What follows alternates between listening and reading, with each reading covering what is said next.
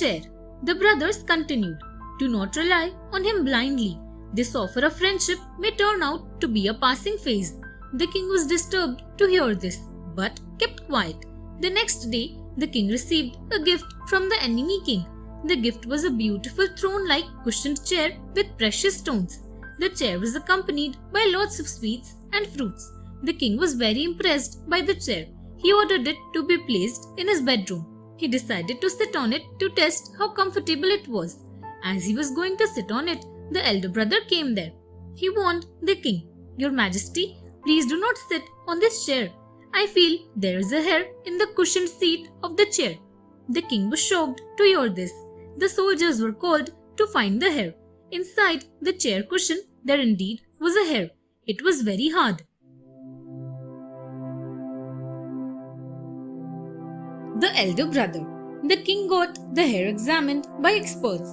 They found that the hair had been smeared with deadly poison. Here Betal ended his story.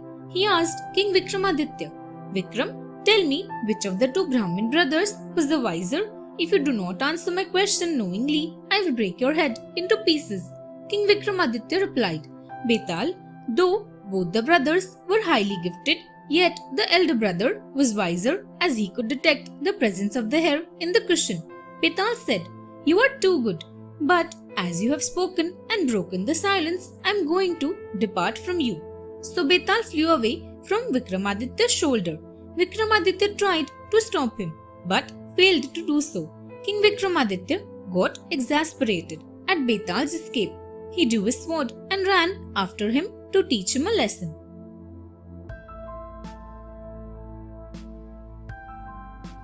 The brothers and the maiden. King Vikramaditya, as usual, pulled the corpse down from the tree and put it on his shoulder. He started walking towards his kingdom. Betal could not keep silent and said to him, "While you are walking, let me tell you an interesting story." King Vikramaditya did not say anything. Betal smiled and started off with a story. In the city of Angaj lived two Brahmin brothers. The elder brother was called Sant, and the younger one was known as Basant. They loved each other a lot. Both were unmarried. One day they went to a garden. As they were taking a stroll in the garden, they happened to see a beautiful maiden. The maiden came near them and stood there. Sant immediately fell in love with her. Basant saw his brother and remarked, "You seem to have been blown away by her beauty." Sant smiled but did not reply. The old woman. In the meantime, the young maiden strolled around a bit and then left the garden. The brothers saw her going to a house close by. An old woman was sitting outside the house. Sant went to the old woman. He wanted to find out about the maiden. Sant said to the woman, "Mother, please tell me whose house is this?" The old woman smiled at first. She understood the purpose of why Sant was asking her this question. She replied, "I think both of you wish to meet her. But do not worry, you will find her again in the garden tomorrow.